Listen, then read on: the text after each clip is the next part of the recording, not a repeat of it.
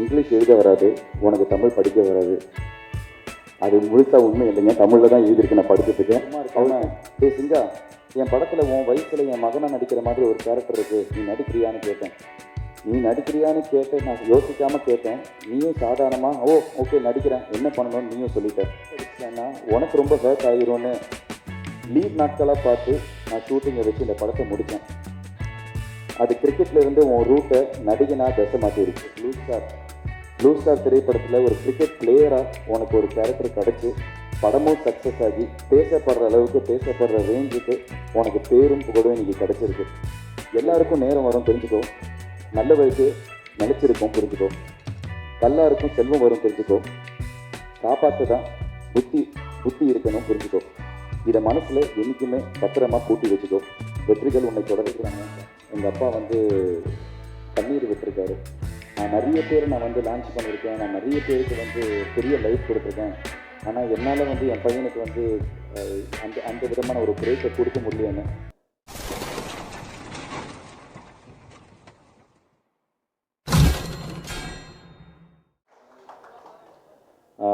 முதல்ல நடுவில் நான் 2 நிமிஷம் எந்திரிச்சு போனால் அதுக்கு மன்னிக்கவும். ஏன்னா ஆடியோ லான்ச்சில் இதே மாதிரி தான் ஆச்சு. ரொம்ப நேரம் அடக்க முடியாமல் உட்காந்துருந்தேன். அப்புறம் இருந்த நர்வஸ்னஸில் பாதி பேசுகிற என்னென்னா நினச்சேன்னா அது எல்லாத்தையும் மறந்துட்டேன். ஸோ அதனால் இப்போவும் அதே மாதிரி ஆயிடக்கூடாது அப்படின்னு ஒரு 10 மினிட்ஸ் டைம் எடுத்துக்கிறேன். ஏன்னா நிறைய நான் சொல்ல வேண்டியிருக்கு. இந்த வாட்டி மறந்துடக்கூடாதுன்னு கொஞ்சம் எழுதி வச்சுட்டு வேறு வந்தேன்.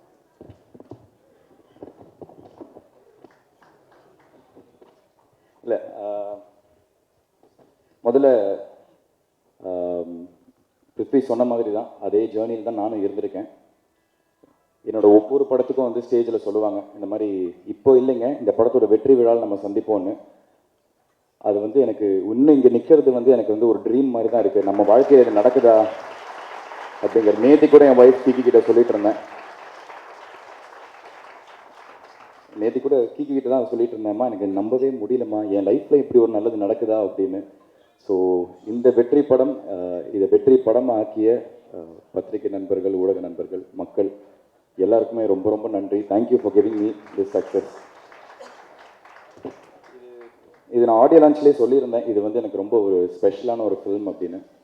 இது ஏன் ஸ்பெஷல் அப்படின்னா ஃபர்ஸ்ட் ஆஃப் ஆல் இது எனக்கு ஒரு நிறைய பரிசுகள் இந்த படம் எனக்கு கொடுத்தது, நிறைய சர்ப்ரைசஸ், நிறைய கிஃப்ட்ஸ் ஒன்று கொடுத்தது. என்னென்னா முதல்ல எல்லாருமே நான் எல்லா யூடியூப் வீடியோஸும் பார்த்தேன், பப்ளிக்கோட ஃபீட்பேக் பார்த்தேன், உங்களோட ரிவ்யூஸ் எல்லாத்தையும் பார்த்தேன். யுனானிமஸாக எல்லாருமே என்னோட இந்த படத்தையும் சரி என்னை பற்றியும் சரி எல்லாருமே ஒரு 100% ஒரு ஆதரவு கொடுத்துருக்கீங்க. ஸோ இது என் லைஃப்பில் எனக்கு இது கிடச்சதே இல்லை. ஸோ அது ப்ளூ ஸ்டார் எனக்கு கொடுத்த ரொம்ப ஒரு ஸ்பெஷல் கிஃப்ட். அதுக்கப்புறம் அஃப்கோர்ஸ் நான் அன்றைக்கே சொன்ன மாதிரி சக்கரைக்கட்டி ரிலீஸ் ஆகி கரெக்டாக இந்த படம் ரிலீஸ் 25th அன்னைக்கு 15 வருஷம் 4 மாதம், அதாவது 5600 நாள் ஒரு வெற்றி படம் எனக்கு கிடைக்கிறதுக்கு. ஸோ அது ப்ளூ ஸ்டார் எனக்கு கொடுத்த ஒரு கிஃப்ட், அதுக்கு ஒரு நன்றி. மூணாவது, இந்த படம் எனக்கு சினிமாவை பற்றி ஒரு பாடம் கற்றுக் கொடுத்துச்சு. என்ன மாதிரி கதைக்களம் எடுத்து பண்ணணும், என்ன மாதிரி கதாபாத்திரம் இனிமேல் நம்ம சூஸ் பண்ணி பண்ணணும் அப்படிங்கிறது ப்ளூ ஸ்டார் எனக்கு கற்றுக் கொடுத்துச்சு. ஸோ அதுக்கு ஒரு நன்றி. இது எல்லாத்தையும் தாண்டி ரொம்ப ரொம்ப முக்கியமான ஒரு விஷயம், எங்கள் அப்பா அம்மாவுக்கு ஒரு சந்தோஷத்தை கொடுத்துச்சு. அவங்க முகத்தில் ஒரு புன்னகையை பார்த்தேன். எனக்கு அதை விட எனக்கு வேறு எதுவுமே முக்கியம் இல்லை. ஏன்னா எனக்கு தெரியும் நான் எவ்வளோ ஏக்கத்தில் இருந்தனோ அதை விட 100 மடங்கு ஜாஸ்தி எங்கள் அப்பா அம்மா ஒரு ஏக்கத்தில் இருந்தாங்க. ஸோ அதுக்கு ப்ளூ ஸ்டார் எனக்கு கொடுத்த ஒரு கிஃப்ட்டு.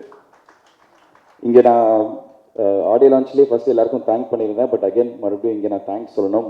முக்கியமாக first starting from Sakthi film factory, Sakthi Velan sir இந்த படத்தை பட்டி தொட்டி வரைக்கும் எல்லா இடத்தையும் கொண்டு போய் ரீச் பண்ணது, அவரோட பிராண்டிங், அவருக்கு ஒரு பெரிய தேங்க்ஸ் நான் சொல்லிக்கிறேன். அதுக்கப்புறம் producers Murthy sir and Soundarya ma'am, இவ்வளோ சப்போர்ட்டிவான ப்ரொடியூசர்ஸாக இருந்திருக்கீங்க. அண்ட் அகெயின் எங்கள் எல்லாருக்குமே ஒரு பெரிய பிராண்ட் இந்த படத்தை திரும்பி பார்க்க வச்ச ரஞ்சித்னா, தேங்க்யூண்ணா. நானும் அவர்கிட்ட ஆரம்பத்துலேருந்து கேட்டுட்டு இருந்தேன், கரெக்டான படத்தில் உனக்கு கொடுக்குறேன் அப்படின்னு சொல்லி கரெக்டான படம் ப்ளூ ஸ்டாராக எனக்கு கொடுத்தாரு. ரொம்ப ரொம்ப thanks. Coming to my writer and director, இவங்க 2 பேரும் நான் ஒன்றா பார்க்குறேன். ஏன்னா 2 பேருமே சேர்ந்து தான் இந்த படத்தை எழுதியிருக்காங்க. இந்த ரைட்டருங்கிறது எவ்வளோ முக்கியங்கிறது எனக்கு எங்கள் அப்பா கிட்டேருந்து தான் நான் உணர ஆரம்பித்தேன். ஏன்னா ஒரு ரைட்டர் டிசைட் பண்ணால் மட்டும்தான் அந்த படம் வெற்றி படமா இல்லையாங்கிறது அங்கே டிசைட் ஆகும். அந்த ரைட்டிங் அவ்வளோ பியூட்டிஃபுல்லாக இருந்துச்சு. இது நான் ஸ்கிரிப்ட் படிக்கிறப்போ, அதாவது ஈஸியான விஷயத்தை எங்கிட்ட கொடுத்துட்டாங்க. 80% கஷ்டமான வேலையை வந்து அவங்க பண்ணாங்க அந்த ரைட்டிங்கில் கொண்டு வருது. அந்த மீதி அவங்க எழுதின விஷயத்த அப்படியே நான் டெலிவர் பண்ணுற மட்டும்தான் என்னோட வேலை. ஸோ இன்னைக்கு எல்லாருமே இவ்வளோ கைத்தட்டல், இவ்வளோ பாராட்டுகள் வருதுன்னா அது அந்த ரைட்டிங்கில் இருந்ததுனால மட்டும்தான். ஸோ அதனால என்னோட ரைட்டர் தமிழ் பிரபானா அண்ட் என்னோட டைரக்டர் பிரதர் பிரதர் அப்படிப்பாரு. ஸோ பிரதர் ரொம்ப ரொம்ப தேங்க்ஸ் பிரதர். அதுக்கப்புறம் இந்த படத்தில் ஒர்க் பண்ண மற்ற டெக்னீஷியன்ஸ் இதெல்லாம் தான் அன்றைக்கி நான் அடக்க முடியாமல் அன்றைக்கி நான் மறந்துட்டேன். டிஓபி தமிழ் பிரதர் 20 நாள் ஷூட்டிங் முடிஞ்சிருச்சு. முடிச்சுட்டு ஒரு நாள் ரூமுக்கு நானும் அசோக் பிருத்திலாம் போயிட்டு இருந்தோம். அப்போ வந்து என்னை கூப்பிட்டாரு, ப்ரோ ஒரு நிமிஷம் ப்ரோ அப்படின்னாரு. என்ன பிரதர்ண்ணா, இந்த நீங்கள் இப்படி பேட்டிங்கில் நிற்கிறீங்க, அப்போ பால் இந்த பக்கம் இப்படி போயிட்டே இருந்துச்சு, அப்போ அம்பையர் ஆகணும்னா இப்படி கையை தூக்கிட்டு இருந்தார் அப்படின்னா என்ன பிரதர்? பிரதர் என்ன பிரதர் சொல்கிறீங்க? இல்லை பிரதர் இப்படி நின்றுருந்தீங்க. இல்லை பிரதர் அதை சொல்லலை, நீங்கள் என்ன கேட்குறீங்க உங்களுக்கு புரியுதானே? இல்லை பிரதர் புரியலன்னு தான் கேட்குறேன். உங்களுக்கு கிரிக்கெட்டை பற்றி ஏதாவது தெரியுமா பிரதர்? பிரதர் சுட்டு போட்டால் எனக்கு வராது கிரிக்கெட்டு, அதோட ஏபிசிடியே தெரியாது, எனக்கு பிடிக்கவும் பிடிக்காது. யாராச்சும் கிரிக்கெட் ஆடிட்டு இருந்தாங்கன்னா அங்கே போய் பாலை திருடி உள்ளே போய் ஒழிச்சு வச்சிருவேன். மேட்ச் ஓடிட்டுனா ப்ளக்கை பிடி விட்டு வந்துடுவேன். ஏங்க இல்லை பிரதர் அது என்னமோ தெரியல. அப்புறம் எப்படி பிரதர் இந்த படத்தில் கமிட் ஆனீங்க கிரிக்கெட் போடணும்னு? இதை சொன்னால் எனக்கு கமிட் பண்ண மாட்டாங்க பிரதர், அதனால சொல்லாமல் மறைச்சிட்டேன் அப்படின்னாரு. ஆனால் அதுலேயும் a lot of respect, because இந்த ஸ்போர்ட்டை பற்றி எதுவுமே தெரியாமல் அதை கற்றுக்கணும்னு ஒரு ஆர்வத்தை எடுத்து அதை தெரியாமல் நடிக்கிறது ஒரு கலை தான். ஸோ அதனால வந்து அதை கற்றுக்கணும்னு ஒரு ஆர்வமாக எடுத்து இன்னைக்கு சினிமாட்டோகிராஃபிக்குன்னு தனியாக வந்து அவர் பேர் போடுறப்போ எல்லாரும் அதை பர்டிகுலராக மென்ஷன் பண்ணுறப்போ அவ்வளோ பாராட்டுகள். ஸோ அவருக்கு என்னோட நன்றி. ஏன்னா எவ்வளோ ஷார்ட்ஸ் எனக்கு தெரியும். அந்த ஒரு ஹெவியான ஒரு கேமரா வந்து தோளில் போட்டு ஃபுல்லாக ஹேண்டில் வந்து ஷார்ட்ஸ் ஹேண்டில் பண்ணியிருந்தாரு. அது ரொம்ப ரொம்ப கஷ்டம். ஸோ வாழ்த்துக்கள் தமிழ் ப்ரோ. எடிட்டர் செல்வா, அதாவது கிட்டத்தட்ட எனக்கு தெரிஞ்சு ஃபஸ்ட்டு ரா ஃபுட்டேஜ் எடுத்துகிட்டு போய் அவங்க டம்ப் பண்ணுறப்போ ஒரு 20 மணி நேரம் ஃபுட்டேஜ்னு நினைக்கிறேன். அவ்வளோ பெரிய ஒரு ஃபுட்டேஜை வந்து, ஏன்னா அவ்வளோ கிரிக்கெட் மேட்சஸ் விளையாடிருந்தோம். ஸோ அவ்வளோ பெரிய ஒரு ஃபுட்டேஜை வந்து ஒரு 3 மணி நேரத்துக்குள்ளே சுருக்கி அதை என்கேஜிங்காக இன்ட்ரெஸ்டிங்காக மக்களுக்கு கொண்டு போய் கொடுத்துருக்கீங்க. ரொம்ப ரொம்ப தேங்க்ஸ் பிரதர். அண்ட் ஃபஸ்ட்டு வந்து எங்களுக்கு ஃபீட்பேக் செல்வா அவர்கிட்ட இருந்தால் இந்த படம் வந்து எல்லாருக்குமே ஒரு பெரிய படமாக வரும் அப்படின்னு. ஸோ ரொம்ப நன்றி brother. Music director of course Govind வசந்தோட சாங்ஸ்னால தான் வந்து இன்னைக்கு ஃபஸ்ட்டு இந்த படம் வெளியில் போய் பட்டி தொட்டி வரைக்கும் போய் ரீச் ஆயிருக்குன்னா அது கோவிந்த் வசந்தா அவரோட சாங்ஸ் தான். அவருக்கு பக்கபலமாக இருந்த அறிவு பிரதர், ரொம்ப ரொம்ப அவருக்கு நன்றி. என்னோட படத்தில் பாடின எல்லா சிங்கர்ஸ் அண்ட் எல்லா மியூசிஷியன்ஸ் எல்லாருக்குமே. அசிஸ்டன்ட் டைரக்டர்ஸ் அங்கே இங்கேன்னு வந்து மாடு மாதிரி ஓடி ஓடி அலைஞ்சு அந்த ரோடில் பிளாக் பண்ணி ஒருத்தர்கிட்ட கண்ட மேனிக்கு திட்டு வாங்குறது, அதெல்லாத்தையும் கேட்டு சிரிச்சு தேங்க்யூங்க அப்படின்னு சொல்லிட்டு அந்த திட்டெல்லாம் வாங்கிட்டு எங்களுக்கு அவ்வளோ தூரம் ஓடி ஓடி வேலை பார்த்தாங்க. ஏன்னா ஒரு சின்ன ஆம்பியன்ஸில் நடக்கிற படம் இல்லை, ஒரு ஜாகிரபியை பேஸ் பண்ணி அவ்வளோ பெரிய இடத்துல வச்சு எடுக்கிற ஒரு படம். ஸோ பயங்கரமாக அவங்க உழைச்சிருக்காங்க. ஸோ அந்த அசிஸ்டன்ட் டைரக்டர்ஸ், அதுக்கப்புறம் எல்லாருமே டெக்னிக்கல் க்ரூலேருந்து லைட்டை தூக்குன லைட்மேன்லேருந்து ப்ரொடக்ஷனில் வேலை பார்த்த அண்ணா அக்கா எல்லாருக்குமே ஒரு பெரிய நன்றி. எல்லாருக்குமே ஒரு பெரிய ஒரு உழைப்பு போட்டிருக்காங்க இந்த படத்தில். அப்புறம் முக்கியமாக blue star boys and alpha boys, இந்த படத்தில் வந்து எல்லாருக்குமே ஒரு முக்கியத்துவம் கொடுத்துருக்காங்க. ஸோ அதில் வந்து ஆல்ஃபா பாய்ஸ் குரூப்பில் இருந்த தாமு, தருண், வெற்றி, முரளி, பிரகாஷ், அதுக்கப்புறம் ப்ளூ ஸ்டார் பாய்ஸில் இருக்கிற சுதாகர், ராகுல், உதய், விக்கி, ரிஷி, கவின், இவங்க எல்லாருக்கும், ஜெயண்ட் 11 எங்களோட ஃபைனல்ஸில் எங்களோட விளையாடின ராகவ், விக்னேஷ், சச்சின், ரஞ்சித் அண்ட் முக்கியமாக கோச் பாலாஜி, இவங்க எல்லாருக்குமே ரொம்ப ரொம்ப நன்றி. ஒரு வழியாக எல்லாம் கொஞ்சம் நர்வஸ்னஸ் இல்லாமல் பேசியிருக்கேன்னு நினைக்கிறேன். இது எல்லாத்தையும் தாண்டி எனக்கு இந்த படத்தில் கிடைச்ச ஒரு மிகப்பெரிய பரிசு, நான் ஒரு விஷயத்தை படிக்கணும்னு நினைக்கிறேன். இது எனக்கு நேற்றுக்கு ஒரு ப்ரோக்ராம் போயிருந்தோம், ஜி தமிழோட ஒரு ப்ரோக்ராமுக்கு. ஸோ எனக்கு சர்ப்ரைஸ் பண்ணணும்னு சொல்லி அவங்க ஒரு வேலையை பார்த்துருந்தாங்க. என்னென்னா எங்கள் அப்பா கிட்ட வந்து ஒரு கடிதத்தை எழுதி வாங்கிட்டு வந்திருந்தாங்க. இந்த கடிதம் நான் படித்ததுக்கப்புறம் எந்த விதமான கான்வர்சேஷன் இருந்ததில்லை. ஆனால் ஒரு 15 வருஷம் நான் சொன்ன அந்த எனக்கு இருந்த அந்த ஒரு ஏக்கம் அவருக்கும் இருந்திருக்கு.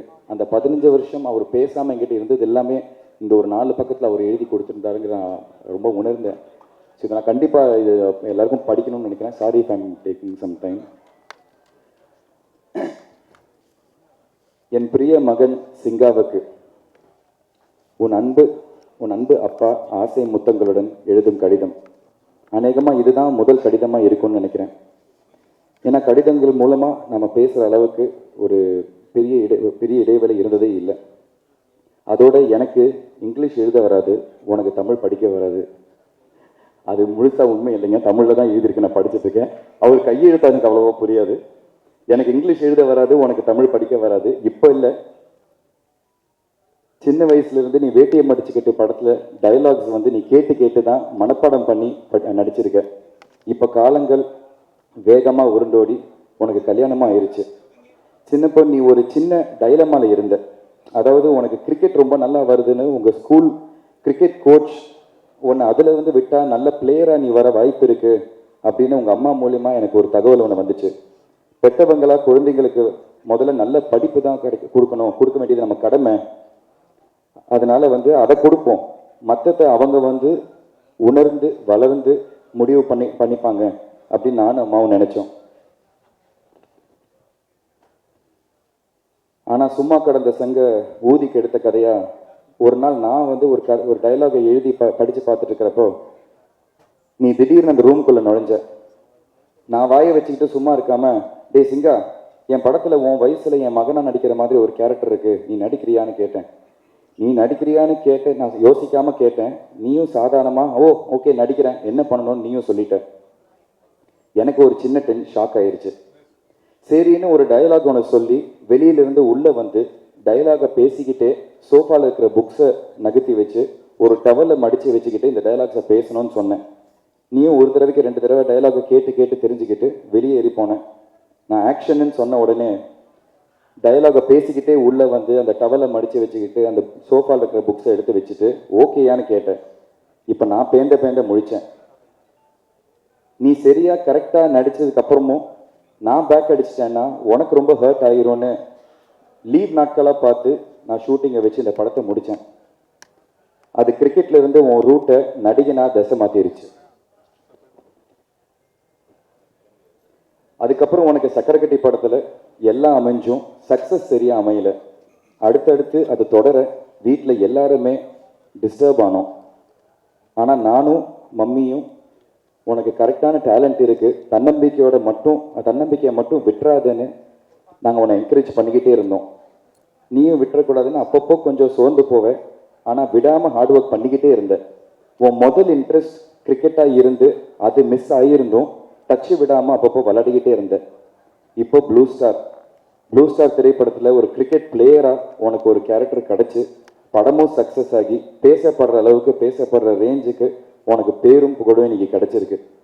உன் உழைப்புக்கும் திறமைக்கும் கரெக்டான களம் அமைச்சு உன்னை தூக்கி விட்டவங்க தயாரிப்பாளர்கள் பா ரஞ்சித்னா, உன்னோட டைரக்டர் ஜெயக்குமார், உன் கூட நடித்த கோ ஆக்டர்ஸ் அண்ட் இந்த படத்தோட மொத்த டெக்னீஷியன்ஸ் எல்லாருக்கும் என்னோட மனமார்ந்த நன்றியை நான் தெரிவிச்சுக்கிறேன். நீயும் இதை எந்த உயரத்துக்கு போனாலும் நன்றியோட இதை மனசில் பிடிச்சி வச்சுக்கோ, பதிச்சு வச்சுக்கோ.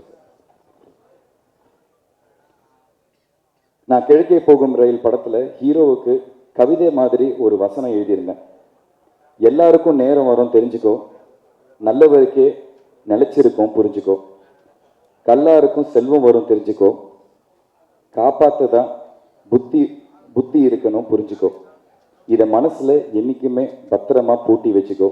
வெற்றிகள் உன்னை தொடரட்டும். வாழ்த்தி வணங்குகிறேன்.